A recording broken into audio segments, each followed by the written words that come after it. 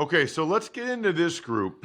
Is there a guy, Greg, that you thought this is the guy I like the most this year? This is my number one guy. Is there a guy that jumped out at you in that way or not really?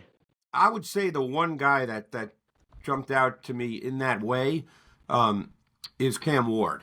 Cam Ward has higher level quarterback traits. I mean, he's got a live arm, he's got a playmaking dimension. He can work efficiently from the pocket to all three levels of the defense. He can throw with velocity, he can throw with touch, he's got arm strength, he can layer throws.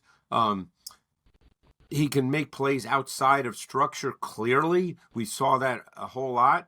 Now, there was a looseness and lack of discipline at times to his game. I'm not a coach. I'm never sure how coaches deal with that, Ross. And I'm not comparing him to Patrick Mahomes, so I don't want people to think that this is a direct comparison.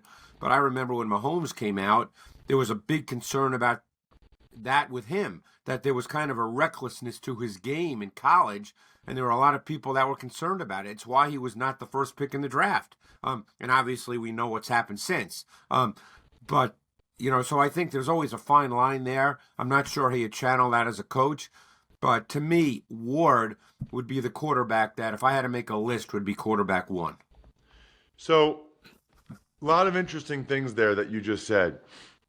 Number one, he did it at three different colleges, Greg.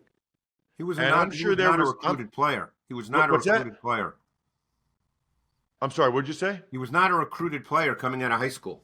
No, I know. So, my point is, I know there were similarities between the offenses at all three places, but if I'm a team, I'm saying that's pretty impressive. To Yeah, go to three different places, three different teammates, coaches, the whole deal, and he was good at all three.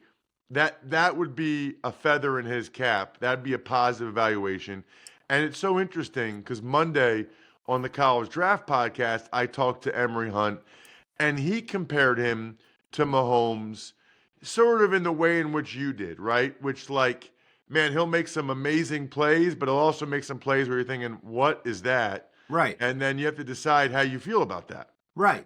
And how you coach it, which, you and I are not quarterback coaches, so I don't know how they talk to, like, for instance, I don't know how Andy Reid talked to Mahomes when he first got him. You don't know the answer to that. You'd have to be there. Just out of curiosity, Greg, with Cam Ward, going back to last year, any idea kind of where you would have had him, like compared to Caleb Williams, Jaden Daniels, Drake May, Bo Nix, Penix Jr.?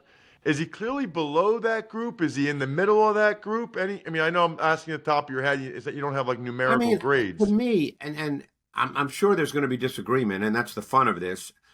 I don't see why Cam Ward, wouldn't fit into that group in the discussion. I mean, what do we always hear about now from coaches? I'm not talking about, just from people, is that you want a guy who can work from the pocket. You want a guy who can get outside the pocket and make plays. You want a guy that has mobility. You want a guy with a good arm that can attack all three levels. Cam Ward can do all that. So, again, and I've actually heard really good things from people who know him about the kid, that he's a dog and he's that kind of guy. So I don't see why, personally, he wouldn't be in that category of conversation. Anyway, if we want to get back to someone Yeah, like go for it. Dylan Gabriel. yeah, Dylan Gabriel was a fascinating watch for me. He's obviously very small, and he looks small on tape, and I think he came in just over 5'10" in that range, and that's obviously a little bit of an issue. He certainly has below average physical measurables. His arm talent is okay. I mean, the ball does come out pretty well in the short intermediate areas, but he's got really good timing. He plays with a sense of rhythm. He's decisive. So now you think, can this guy be a starting quarterback? What kind of offense would he have to be in? See, that's what you have to think about. Everybody's going to say the obvious, which is what I just said. But then you think, can this guy be a starter? And that's a very open question, because he would need a really good run game. He'd need a really good O-line. He'd need receivers that can win. He'd need a play-action pass game that was really effective, that really impacted the defense. He would need to be allowed to play within rhythm. Now, he's also a mobile quarterback and a plus athlete, but if you're going to put him out there, he would need all those things. My sense is he'll be seen much more like a Taylor Heineke type player who's a backup and probably would be a good one. But he's a fun watch. Question about him. When I watched him, and maybe it's because they're both from Hawaii, and maybe it's because they're both left-handed, and I get all that. But man, he reminded me, Greg, of Tua with just how quickly he gets the ball out. Yeah. His anticipation, ball out quick, accurate.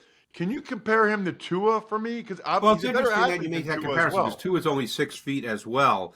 I think Tua. You could argue they're somewhat similar in that regard, and Tua is in a very specific kind of offense. And don't forget, look at what Tua had in Miami with those receivers. I remember when they signed Tyreek Hill, and the first thought of mine was not Tyreek Hill vertically, but the first thought of mine was Tyreek Hill in the Mike McDaniel offense, catching short passes where he's open and run after catch, playing within rhythm, because that's what Tua is, and that's what Dylan Gabriel is. So, again, some coaches could look at Dylan Gabriel and think, man, that guy fits how I want to play, and I could line him up and play. And other coaches will say that, hey, this guy's small, good arm, but nothing special, no special traits. It's going to be hard for this guy to make it. He's going to be one of those guys, and it's those guys are hard. My guess is most people will see him as a backup type player. That would be my guess. I think the guy that probably got the most comments on YouTube, youtube.com/Ross Tucker NFL last week that we didn't talk about was Will Howard from Ohio State. He strikes me as a guy that you would probably like. Big kid, Philly kid. What did you see on his tape? Yeah, Howard, I watched a ton of him last summer at Kansas State, and I kind of liked him, and I've seen. I have to do a little more work on him for this year, but I've seen some. He's there.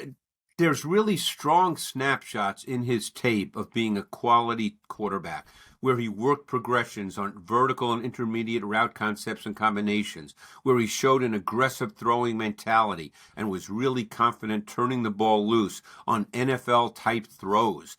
For instance, when you see the back of a defender, you're taught, as you know, Ross, if you see the back of a defender, throw the football because the defender doesn't see the ball. And he did that. I thought that this is never talked about, but I thought he was really, really good on checkdowns. So what I mean by that is when the intermediate or vertical route concept was not clean, instead of waiting in the pocket for it to develop and know that it's not clean, and then throwing a check down, which gives the defense time to rally up, and it becomes a 2-yard gain, he was very quick to see that, hey, that's not there down the field. Let me throw the check down, and then he'd give his back 15 yards to run. And nobody thinks about that. But those, I think, are really good quarterback plays that end up sustaining offense. And he's pretty athletic. I mean, he's not Josh Allen, but he's a big kid who's athletic. I thought he was a good processor. I thought he threw the ball well on the move. He does give you the quarterback run game situationally, and when needed, he did run with some physicality. I keep going back and forth on this kid, Ross. I've talked to people who think, oh, he's a backup. They just throw that out automatically. He's a backup. I don't know about that. And like I said, I want to do a little more work on him because I keep going back and forth in my head on him.